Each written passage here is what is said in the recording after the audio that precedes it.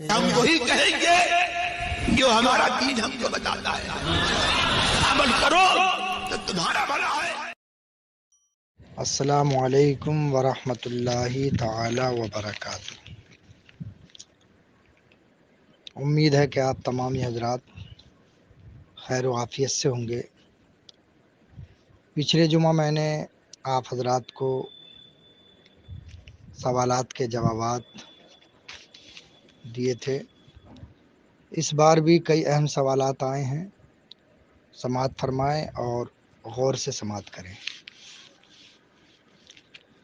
ایک سوال ہے، میت کے ماتھے یا سینے پر کلمہ شریف یا درود شریف وغیرہ لکھنا از روئے شرع کیسا ہے؟ جائز ہے اور صالحین کا طریقہ ہے، اور بزرگوں کا لباس شفا اور بخشش کا وسیلہ ہے۔ قرآن کریم میں اللہ نے ارشاد فرمایا، اذهبوا بقمیصی ھذا فالقوا علی وجہ ابیاتی بصیرا۔ حضرت یوسف علیہ السلام کے فراق میں جب ان کے والد کی بینائی جا چکی تھی تو حضرت یوسف علیہ السلام نے اپنے بھائیوں سے کہا، جاؤ یہ کرتا لے جا کر کے میرے والد کے چہرے پر ڈال دو، اللہ اس لباس کی برکت سے میرے والد کی بینائی واپس فرما دے گا۔ اور ایسا ہی ہوا، قرآن میں ہے فرتد بصیرا۔ جب لباس کی برکت کا یہ عالم ہے تو اللہ کے محبوبین کے ناموں کی برکت کا عالم کیا ہوگا۔ خود سرکار اعلی حضرت نے اس سلسلے میں ایک رسالہ لکھا ہے، اور در مختار کی یہ عبارت ہے، لو کتب علی جبہۃ المیت او عمامتہ او کفنہ عہد نامہ یرجا ان یغفر اللہ لمیت، کہ اگر میت کی پیشانی پر یا اس کے عمامے پر یا اس کے کفنی پر عہد نامہ یا بسم اللہ لکھی تو امید ہے کہ اللہ اس کی برکت سے میت کی بخشش فرما دے گا۔ اور اسی ضمن میں ایک واقعہ بھی ہے کہ کسی نے وصیت کی تھی کہ میری پیشانی پر بسم اللہ لکھ دیا جائے جب میں انتقال کر جاؤں، چنانچہ بعد انتقال ان کی پیشانی پر بسم اللہ شریف لکھ دیا گیا تو کسی نے ان کو خواب میں دیکھا تو انہوں نے بتایا کہ اللہ نے بسم اللہ شریف کی برکت سے میری بخشش فرما دی۔ اس طرح کے بیشتر واقعات اعلی حضرت امام عشق و محبت نے اسی رسالے میں درج فرمایا۔ الحرف الاحسن غالباً اس رسالے کا نام ہے، واللہ عالم۔ ایک صاحب نے سوال کیا ہے کہ اگر کوئی مسلمان پوری زندگی نماز نہیں پڑھتا تو اس کی نماز جنازہ کا کیا حکم ہے؟ نماز جنازہ پڑھی جائے گی یا نہیں؟ اس سلسلے میں علماء احناف نے یہ کہا ہے کہ ترک صلاۃ یا نماز پنجگانہ کا ترک بہت بڑا گناہ ہے، اور اس پر شدید وعیدات آئی ہیں احادیث و آثار میں، لیکن ترک نماز کی وجہ سے وہ گنہگار تو ہوگا مگر کافر نہیں۔ اس سلسلے میں اعلیٰ حضرت امام عشق و محبت سے ایک سوال ہوا تو آپ نے فرمایا، ترک صلاۃ سخت کبیرہ اشد کفران نعمت ہے مگر کفر و ارتداد نہیں، جب تک کہ فرضیت کا انکار یا استخفاف و اہانت نہ کرے، یعنی نماز کو ہلکا نہ جانے یا نماز کی توہین نہ کرے۔ تو 5 نمازیں اس پر فرض تھیں، اس نے چھوڑی۔ نماز جنازہ ہم پر فرض ہے، فرض کفایہ ہے، ہم کیوں چھوڑے؟ لہذا نماز جنازہ اس کی ادا کی جائے گی، واللہ عالم بالصواب۔ ایک صاحب نے سوال کیا ہے کہ لفظ کرم کا معنی، اور کیا جیسے ہم اللہ کا کرم بولتے ہیں مرشد کا کرم، سرکار غوث پاک کا کرم کہہ سکتے ہیں؟ کرم کا لغوی معنی ہے فیاضی، سخاوت، مہربانی اور نظر کرم بھی۔ تو حقیقی مستعان اور حقیقی مددگار اللہ ہی ہے، لیکن اللہ ہی کی عطا سے صالحین خاصان خدا بھی کرم فرماتے ہیں اور مہربانی فرماتے ہیں، نظر عنایت فرماتے ہیں۔ چونکہ اللہ کی مدد اور اس کی عون کے یہ مظہر ہیں، لہٰذا قرآن و حدیث سے ہمیں پتہ چلتا ہے کہ اللہ والے بھی اللہ کی عطا سے کرم بھی فرماتے ہیں اور بخششیں اور عنایتیں بھی فرماتے ہیں۔ اس لحاظ سے ہم مرشد کا کرم، اللہ کا کرم یا غوث اعظم کا کرم کہہ سکتے ہیں، اس میں کوئی قباحت نہیں، اور اس کے لیے بے شمار دلائل ہیں قرآن و احادیث میں اور بڑی بڑی کتابوں میں۔ واللہ عالم بالصواب۔ ایک صاحب نے سوال کیا ہے کہ مومن کا خواب میں آنا از روئے شرع کیسا ہے؟ مومن اگر خواب میں آئے تو اس کی روح خوش نہیں ہوتی، اور نہ آئے تو ان کی روح خوش ہوتی ہے۔ یہ سوال کسی صاحب نے کیا ہے۔ اس سلسلے میں ایک حدیث سماعت فرمائیں، لم یبقى من النبوۃ الا الرؤیا الصالحہ، اور حدیث پاک میں آتا انما خلقتم للابد، تم ہمیشہ زندہ رہنے کے لیے بنائے گئے ہو، یعنی جسم جو ہے یہ فانی ہے اور روح ہمیشہ باقی رہتی ہے، ہمیشہ زندہ رہنے کے لیے ہے۔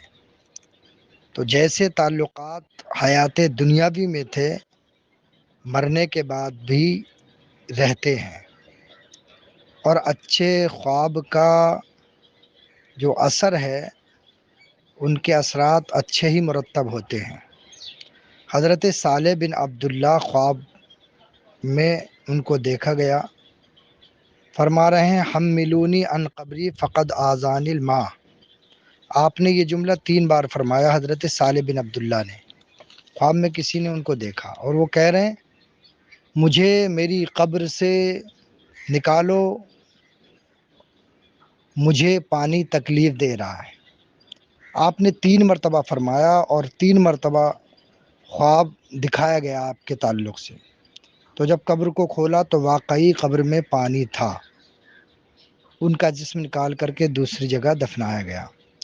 اور اس طرح سے بہت سارے بزرگان دین نے اپنے عزیزوں کو خواب میں دیکھا ہے، اور اسی کے حساب سے انہوں نے ان کے لیے ایصال ثواب کیا اور ان کی یاد کو زندہ کیا۔ واللہ عالم۔ صاحب نے سوال کیا ہے کہ میت پر رونا کیسا ہے؟ میت پر رونا بے صبری کا مظاہرہ کرنا ہے، جبکہ ہر حال میں مومن کی شان یہ ہے کہ اسے صبر کرنا چاہیے۔ نوحہ کرنا اور چلانا یہ منع ہے بلکہ حرام ہے۔ حضور نے فرمایا لیس منا من ضرب الخدود وشق الجیوب، جس نے اپنے چہروں پر تماچے مارے یا اپنے سینے کو کوٹا وہ ہم میں سے نہیں ہے۔ تو میت پر رونا اور نوحہ کرنا اور چلانا یہ منع ہے، خالص رونا منع نہیں ہے، ورنہ تو ہمارے نبی کریم صلی اللہ علیہ وسلم کے ایک صاحبزادے جن کا نام حضرت ابراہیم ہے، ان کا انتقال ہوا تو حضور کی آنکھوں سے آنسو نکلے۔ صحابہ نے پوچھا یا رسول اللہ یہ کیا؟ ان کے پوچھنے کا مطلب یہی تھا کہ حضور رونے کو تو آپ نے منع فرمایا، تو سرکار نے فرمایا بے شک آنکھیں آنسو بہاتی ہیں اور دل رنجیدہ ہوتا ہے، اللہ نے اپنے عزیزوں کی طرف سے ہر ایک عزیز کے دل میں یہ وہ رحمت اور محبت رکھی ہے جو آنکھوں کی طرف سے چھلکتی ہے، لہٰذا رونا منع نہیں ہے، نوحہ کرنا اور چلانا منع ہے۔ واللہ عالم بالصواب۔ ایک صاحب نے سوال کیا ہے کہ انسٹاگرام پر لڑکیوں کا آ کر کے نعت پڑھنا اور ویڈیو اپلوڈ کرنا کیسا ہے؟ دیکھیے العورت عورت، عورت چھپانے کی چیز ہے۔ خود قرآن نے ارشاد فرمایا وقرن فی بیوتکن ولا تبرجن تبرج الجاہلیہ، کہ وہ عورتیں اپنے گھروں میں رہیں اور زمانے جاہلیت کی طرح بے پردہ نہ گھومیں نہ پھریں۔ سورہ نور سورہ احزاب میں خواتین کو پردے کا حکم دیا گیا کہ وہ اپنے دوپٹے گریبانوں پر ڈالیں اور اپنا بناؤ اپنا سنگار کسی غیر محرم کو نہ دکھائیں۔ خود سیدی سرکار اعلیٰ حضرت نے چند موقعوں کے سوا عورت کو باپردہ نکلنے کے لیے ایک رسالہ لکھا النجا لخروج النساء، مروج النجا لخروج النساء۔ اس میں سیدی سرکار اعلیٰ حضرت نے فرمایا کہ چند موقع ایسے ہیں جس میں صرف عورت با پردہ گھر سے نکل سکتی ہے، گھر سے نکلنے کی اجازت ہے۔ تو ظاہر سی بات ہے کہ جب عورت کو پردے کا حکم دیا گیا ہے تو اپنے آپ کی یا اپنے چہرے کی نمائش کرنا ویڈیو اپلوڈ کر کے، یہ شریعت میں اس کی قطعاً گنجائش نہیں ہے، اور ایسا ہی جماہیر علماء نے ارشاد فرمایا ہے۔ اور یہی مسلک اعلیٰ حضرت امام عشق و محبت رضی اللہ تعالی عنہ کے خانوادوں کا فرمان ہے، واللہ عالم بالصواب۔ ایک سوال آیا ہے کہ کرسی پر بیٹھ کر نماز پڑھنا کیسا ہے؟ کرسی پر بیٹھ کر نماز پڑھنا ازروع شرع، بلا عذر شرعی، حقیقت میں اگر عذر شرعی نہ ہو تو ناجائز ہے، لیکن اگر عذر واقعی اور عذر شرعی ہو حقیقتاً تو کرسی پر بیٹھ کر نماز پڑھنا جائز ہے۔